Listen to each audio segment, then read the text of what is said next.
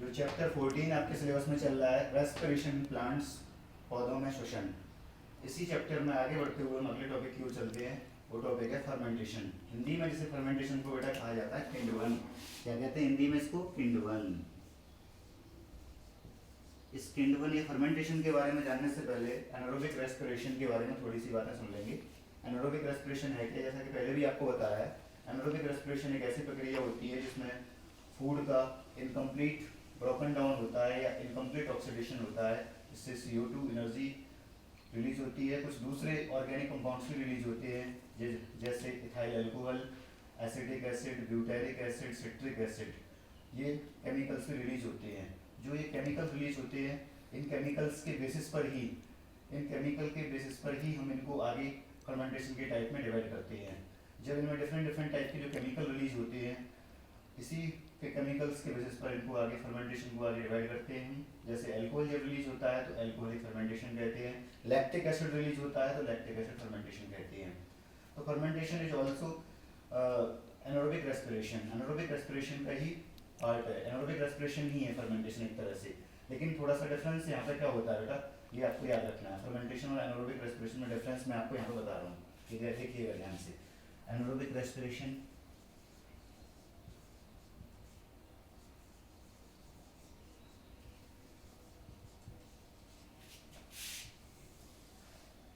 Fermentation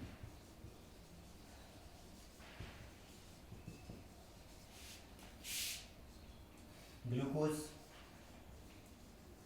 is broken down, glucose broken down होता है, मतलब इसमें ग्लूकोज टूटता है, शर्करा, इस प्रोसेस में शर्करा टूटती है।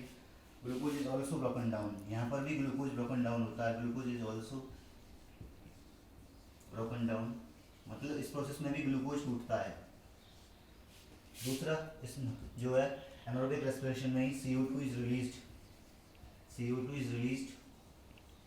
CO2 रिलीज होती है, यहाँ पर भी CO2 रिलीज होती है।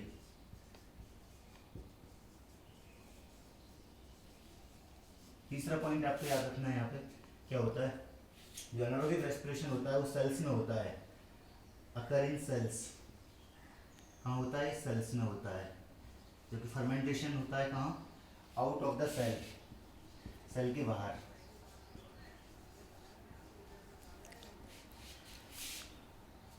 एनारोबिक रेस्पिरेशन कहाँ होता है? एनारोबिक रेस्पिरेशन जर्मिनेटिंग सीड्स में होता है, जर्मिनेटिंग सीड्स में होता है, मसल्स में होता है,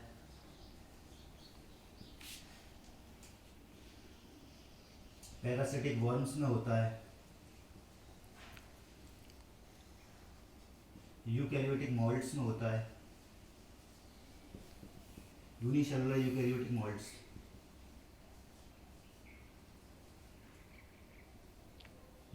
मॉल्ड्स, इस तरह से एनारोबिक रेस्पिरेशन बताया आपको। बैक्टीरिया में भी होता है,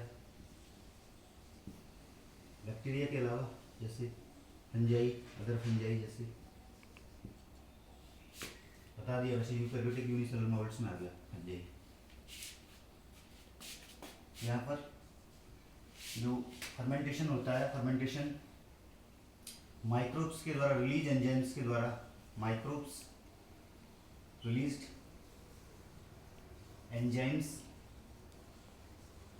के द्वारा फर्मेंटेशन होता है। माइक्रोब्स रिलीज एंजाइम्स के द्वारा फर्मेंटेशन प्रोसेस होती है। इस प्रोसेस में एनारोबिक रेस्पिरेशन में जैसा कि जानते हैं zymase enzyme is also involve. Zymase enzyme यहाँ पे भी इन्वॉल्व होता है, zymase is involve. Zymase enzyme higher plants में भी पाया जाता है। जाइनेज एंजाइम फर्मेंटेशन में भी इन्वॉल्व होता है। Fermentation is also occur in the presence of zymase enzyme.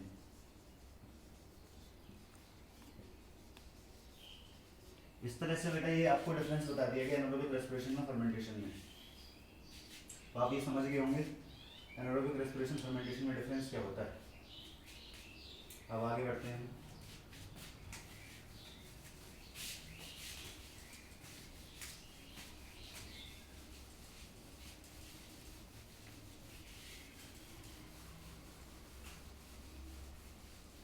अभी जो जो आपको बातें बताई थी मैं दोबारा रिवाइज कर देता हूँ उन बातों को।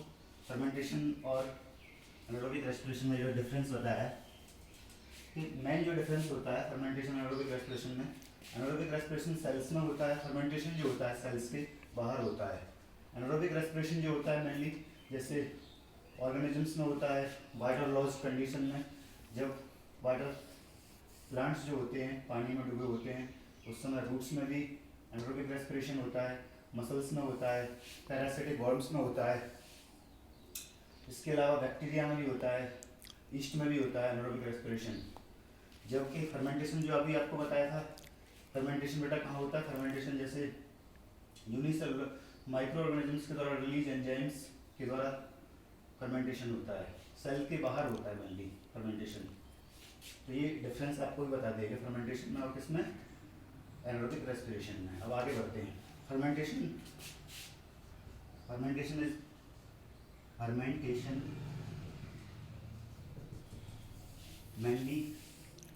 Mainly two types mainly. वैसे तो और भी टाइप का होता है लेकिन हम आपकी जो बुक में है एनसीईआरटी में उसी को डिस्कस करेंगे जो नीट के सिलेबस में है, वो एल्कोहलिक फर्मेंटेशन, दूसरा लैक्टिक एसिड फर्मेंटेशन, उसी को फोकस करेंगे यहाँ पे हम। Fermentation is mainly of two types, यहाँ पे जो फोकस करना है हमें। First of all alcoholic fermentation बेटा देखिएगा, एल्कोहलिक फर्मेंटेशन जैसा कि आप जानते हैं एल्कोहलिक फर्मेंटेशन में ग्लाइकोलाइसिस के बारे में मैंने आपको पहले बताया था। तो ग्लाइकोलाइसिस जो प्रोसेस होती है, ग्लूकोज मॉलिक्यूल टूट के पायरुविक एसिड के दो मॉलिक्यूल्स बनाता है, वो दो पायरुविक एसिड के मॉलिक्यूल से एल्कोहल का फॉर्मेशन होता है, इसे एल्कोहलिक फर्मेंटेशन कहते हैं। देख लें थोड़ा ग्लाइकोलाइसिस को, वैसे तो मैंने आपको चार्ट को पूरा बता दिया है यहाँ पर, लेकिन शॉर्ट में मैं आपको बता रहा हूँ। ग्लूकोज यहाँ पर फॉर्म हो रहा है ग्लिसरॉल्डिहाइड 3-फॉस्फेट, ग्लिसरॉल्डिहाइड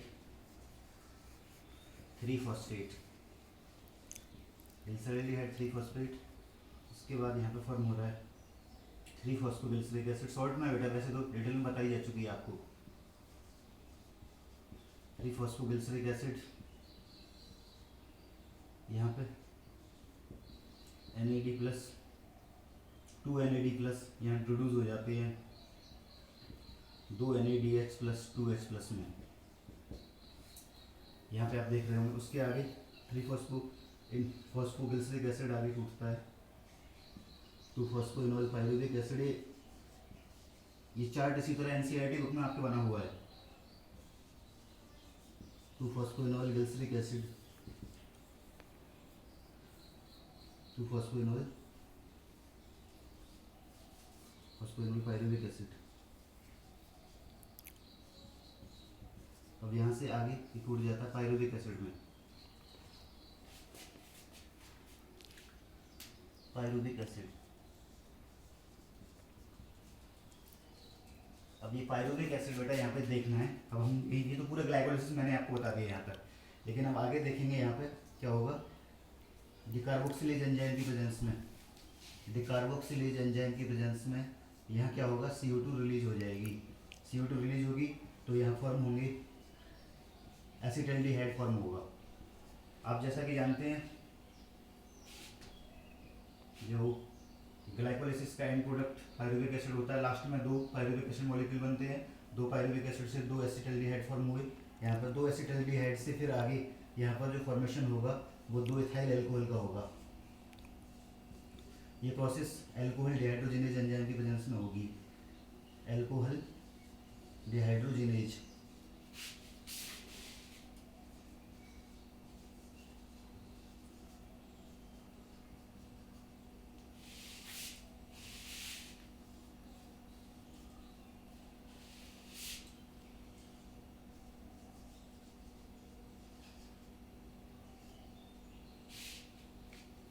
देखिए सबसे पहले अब आपको यहाँ पे बेटा ग्लाइकोलिक फर्मेंटेशन के बारे में बताया गया है। ये ग्लाइकोलाइसिस हो रही है यहाँ तक। ग्लाइकोलाइसिस के बाद यहाँ पे डिकार्बोक्सिलेज एंजाइम के द्वारा 2 CO2 रिलीज हो गए।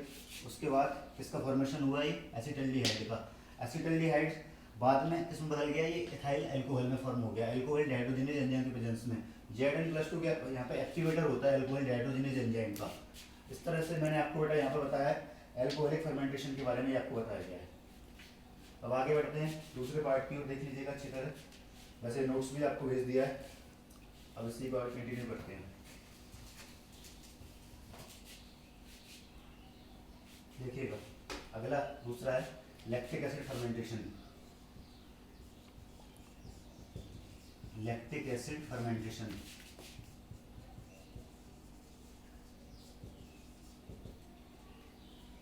Lactic acid fermentation.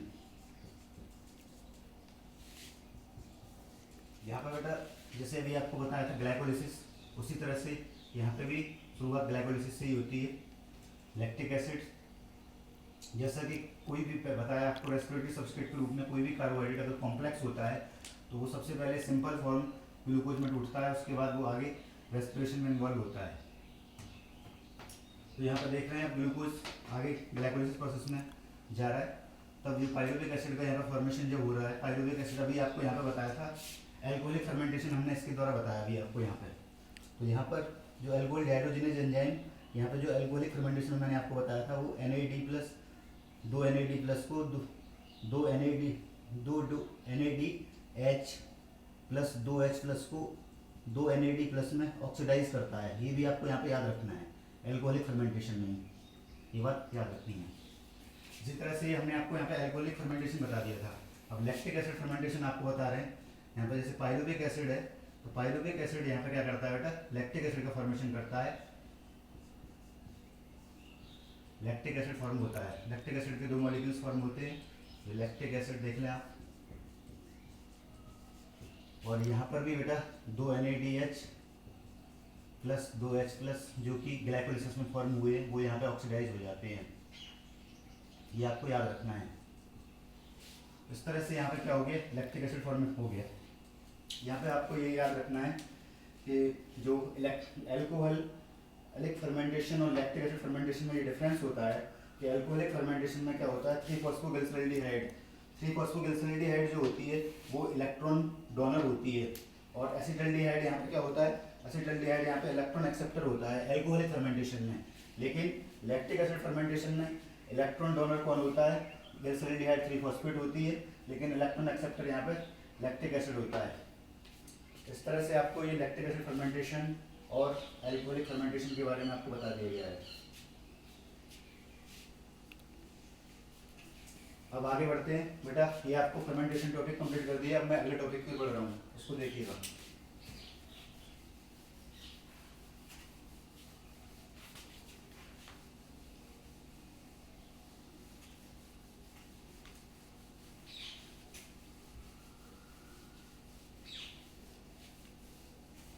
बेटा अगला टॉपिक है जो RQ। रेस्पिरेशन के बारे में तो बहुत सी बातें आपको बता दी हैं, लेकिन अब अगला एक टॉपिक है RQ, जिसे रेस्पिरेटरी कोएफिशिएंट कहते हैं, श्वसन गुणांक कहते हैं हिंदी में। RQ रेस्पिरेटरी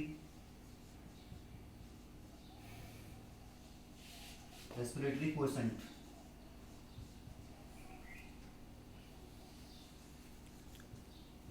या श्वसन गुणांक। श्वसन गुणांक क्या होता है बेटा, श्वसन गुणांक जो volume of CO2 is evolved upon volume of O2 is consumed का जो रेशियो होता है, दैट इज द RQ या respiratory coefficient. The ratio between the volume of CO2 evolved upon volume of O2 consumed is known as the respiratory coefficient या श्वसन गुणांक। इस तरह से आप हिंदी में समझ सकते हैं। जो RQ या श्वसन गुणांक होता है, जो श्वसन की प्रक्रिया में जितनी CO2 इवॉल्व होती है या रिलीज होती है, उस CO2 का आयतन और जो O2 उपयोग होती है उस O2 के आयतन के अनुपात को कहा जाता है श्वसन गुणांक। देखिए इसके लिए फार्मूला आपको याद रखना है, ये फार्मूला है RQ बराबर फार्मूला होता है volume of CO2 consumed upon volume of O2, volume of CO2 evolved, बेटा ये आता है volume of CO2 evolved upon volume of O2 consumed. Hindi में कह सकते हैं श्वसन गुणांक बराबर मुक्त हुई CO2 का आयतन अपॉन जो उपयोग हुई O2 का आयतन। तो इस तरह से आपको समझ में आ गया होगा ये RQ है क्या। अब हम भिन्न भिन्न प्रकार के श्वसनीय क्रियाधारों के बारे में, उनके अलग अलग श्वसन गुणांक आपको निकाल के यहाँ पर बताएंगे। तो जो पदार्थ श्वसन प्रक्रिया में भाग लेते हैं उन्हें श्वसनीय क्रियाधार कहते हैं या रेस्पिरेटरी सबस्ट्रेट कहते हैं। जो सब्सटेंस इस प्रक्रिया में भाग लेते हैं उन्हें श्वसनीय क्रियाधार कहते हैं या रेस्पिरेटरी सबस्ट्रेट कहते हैं। जैसे देखिएगा, सबसे पहले ग्लूकोज का, कार्बोहाइड्रेट का जो कार्बोहाइड्रेट होता है उसका आरक्यू क्या होता है बेटा? कार्बोहाइड्रेट का आरक्यू 1 होता है। जैसे रिएक्शन आपको बताई थी मैंने रेस्पिरेशन की, ये आपको याद होगा, C6H12O6 + 6O2 + 6H2। रेस्पिरेशन की रिएक्शन पहले भी बताइए आपको, एरोबिक रेस्पिरेशन की, 6CO2 + 12H2O + एनर्जी। इस तरह से देखेंगे आप आरक्यू कार्बोहाइड्रेट का कैसे निकालेंगे हम। आरक्यू बराबर, यहाँ पर CO2 कितना है? 6CO2 है। O2 कितना है? 6O2। डिवाइड कर देंगे तो क्या आ जाएगा? 1। तो कार्बोहाइड्रेट का आरक्यू कितना होता है बेटा? 1। जैसे निकाल के बता दिया आपको, देख लेंगे। आगे फिर बढ़ते हैं। ये तो हमने कार्बोहाइड्रेट का बता दिया आपको। अब आगे आपको बताएंगे फैट्स का। फैट का आरक्यू जो होता है बेटा <1 होता है। फैट्स, आरक्यू ऑफ फैट्स <1 होता है। फैट का आरक्यू होता है 0.7। जैसे एक फैट का उदाहरण मैं आपको यहाँ पर बता देता हूँ।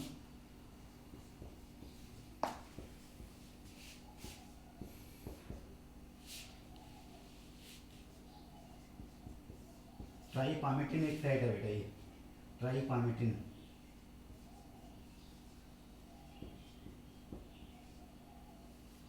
ये एक फैट है ट्राइपामेटिन। इस फैट का मैं आरक्यू निकाल के यहाँ पे बता रहा हूँ आपको।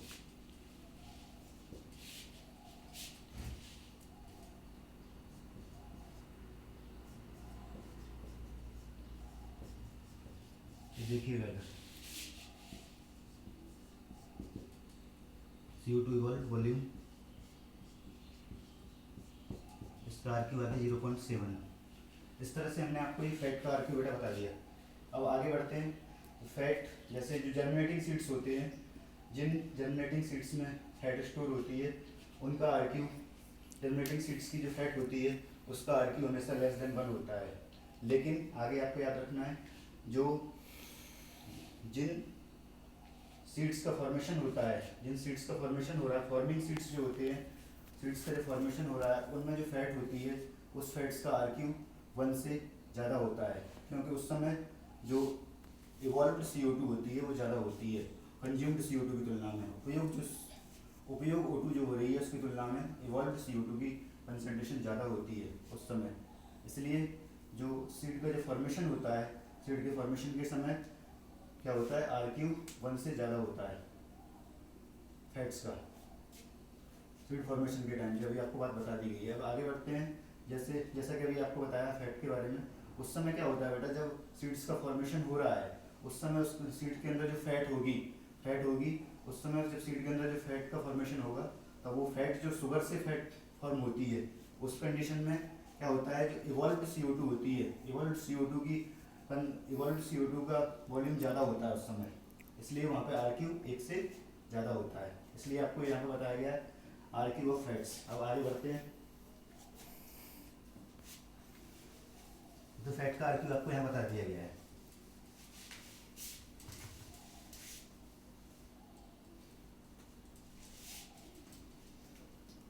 RQ of anaerobic respiration.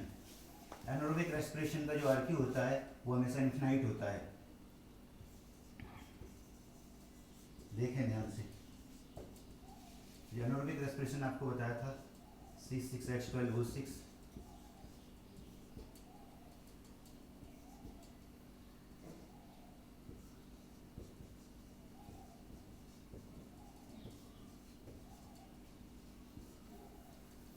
क्योंकि यहाँ पे O2 यूज नहीं हो रही इसलिए O2 यहाँ पे क्या होती है? 0 होती है। इसलिए आरक्यू जो आएगा वो यहाँ पे इन्फिनाइट आएगा। किसका? एनारोबिक रेस्पिरेशन का। इस तरह से बेटा क्लियर हो गया आरक्यू एनारोबिक रेस्पिरेशन का कितना होता है। अब आगे बढ़ते हैं। प्रोटीन्स का आरक्यू भी बेटा वैसे ध्यान रखेंगे यहाँ पे। प्रोटीन्स का आर क्यू भी लेस देन 1 होता है। प्रोटीन का आर क्यू 0.8 से 0.9 होता है। आर क्यू ऑफ प्रोटीन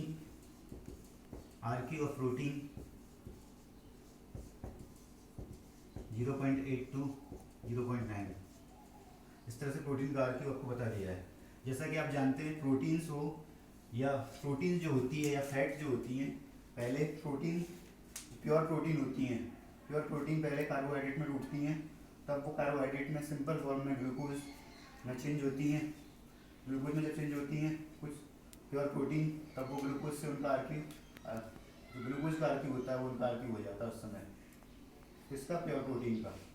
लेकिन वैसे देखा जाए प्रोटीन का जो आर क्यू होता है नॉर्मली 0.8 टू 0.9 होता है। इसके बाद organic acids, R Q of organic acids, कुछ ऑर्गेनिक एसिड्स जो होते हैं उनका आर क्यू कितना होता है? R Q of organic acids, जैसे ऑर्गेनिक एसिड में हम आपको उदाहरण देते हैं ऑक्जेलिक एसिड। ऑक्जेलिक एसिड का आर क्यू जो होता है, ऑक्जेलिक एसिड का आर क्यू आपको बताना है। जैसे ऑक्जेलिक एसिड है, ऑक्जेलिक एसिड का आर क्यू जो होता है 4 होता है। देखिएगा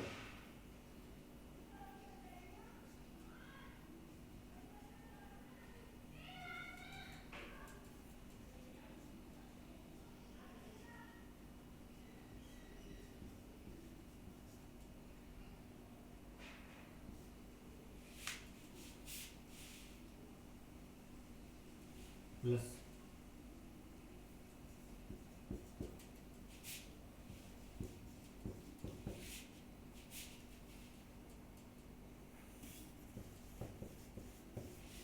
फोर अपॉन 1। तो ऑक्जेलिक एसिड का आर क्यू क्या होगा बेटा? यहाँ पर 4 होगा। देख लीजिए ऑक्जेलिक एसिड का आर क्यू 4 होता है। उसके बाद दूसरे ऑर्गेनिक कंपाउंड्स, जैसे एक और उदाहरण मैं आपको देता हूँ मैलिक एसिड का। मैलिक एसिड का आर क्यू जो होता है 1.3 होता है। देखिएगा मैलिक एसिड का,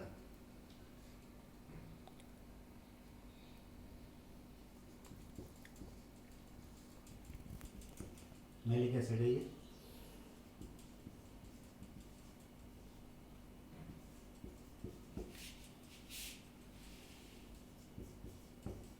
मैलिक एसिड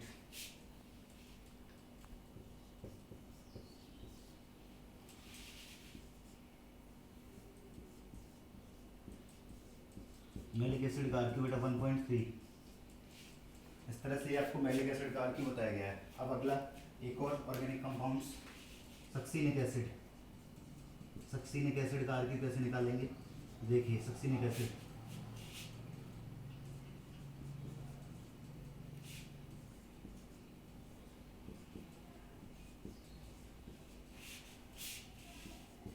सक्सिनिक एसिड का बेटा बताया 2C4H6O4, इसका मॉलिक्यूलर फार्मूला है +7O2। उसके बाद सक्सिनिक एसिड फॉर्म कर रहा है 8CO2 फॉर्म कर रहा है और 6H2O। तो सक्सिनिक एसिड का आर क्यू ऐसे निकालते हैं।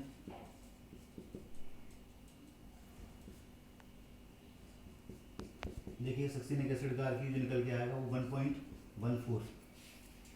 इस तरह से ऑर्गेनिक एसिड्स का आर क्यू आपको बताया गया। मैलिक एसिड का बताया, ऑक्जेलिक एसिड का बता दिया, सक्सिनिक एसिड का बता दिया।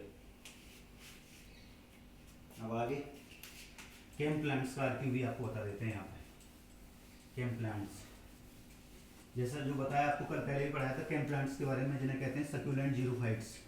उन केम प्लांट्स में क्या होता है, जैसा कि आप जानते हैं केम प्लांट्स में जो स्टोमेटा होते हैं वो नाइट के टाइम में ओपन होते हैं और वहाँ पे ग्लूकोज का पार्शियल ब्रोकन डाउन होता है, जिससे डिग्रेडेशन होता है ग्लूकोज का केम प्लांट्स में।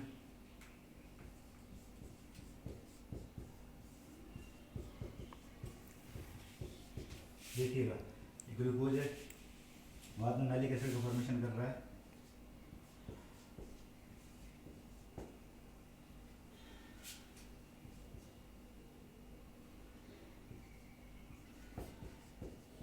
ये मैलिक एसिड है। यहाँ पर केम प्लांट में हम आर क्यू निकाल रहे हैं बेटा, जिन्हें सक्यूलेंट जीरोफाइट्स कहते हैं। केम प्लांट्स बताया था, पूरा फुल फॉर्म भी बताया हुआ है, क्रेसुलेशन एसिड मेटाबॉलिज्म। सक्यूलेंट जीरोफाइट होते हैं, मांसलोदवित पौधे होते हैं, क्योंकि इनमें आपको पहले ही बताया स्टोमेटा रात में ओपन होते हैं। देखिए आर क्यू यहाँ पर कैसे होगा, क्योंकि यहाँ पर CO2 इवॉल्व नहीं होती है, क्योंकि यहाँ पर CO2 इवॉल्व नहीं हो पाई, इसलिए यहाँ पर जो CO2 0 और वॉल्यूम CO2 का O2 का वॉल्यूम 3, इसलिए यहाँ पे RQ जो होगा वो क्या होगा बेटा 0 होगा। तो याद रखेंगे जो केम प्लांट्स होते हैं उनका RQ क्या होता है बेटा 0 होता है। इस तरह से आपको RQ बताया गया डिफरेंट टाइप के रेस्पिरेटरी सबस्ट्रेट का जो श्वसन की प्रक्रिया में भाग लेते हैं। RQ हमेशा ये याद रख लें रेस्पिरेटरी सबस्ट्रेट पर ही डिपेंड करता है, श्वसनी क्रियाधार पर ही निर्भर होता है RQ। इस तरह से बेटा RQ के बारे में मैंने आपको बता दिया गया, टॉपिक ये पूरा होता है इस तरह से RQ का। अब आगे बढ़ते हैं अगले टॉपिक की ओर। वो टॉपिक है फैक्टर्स अफेक्टिंग रेस्पिरेशन, मतलब रेस्पिरेशन की प्रोसेस को कौन से कारक हैं जो रेस्पिरेशन की प्रोसेस को प्रभावित करते हैं उनके बारे में डिस्कस करेंगे यहाँ पे हम। Factors affecting respiration, factors affecting respiration, जैसा आपको बताया गया पहले भी, फोटोसिंथेसिस को भी कई फैक्टर्स प्रभावित करते हैं, उसी तरह से रेस्पिरेशन को भी कई फैक्टर्स प्रभावित करते हैं। जैसे सबसे पहले टेम्परेचर, दूसरा ऑक्सीजन कंसंट्रेशन, तीसरा CO2 कंसंट्रेशन, चौथा मिनरल्स, पांचवा हार्मोन्स, छठवां लाइट, सातवां इंजर्ड पार्ट, आठवां एज,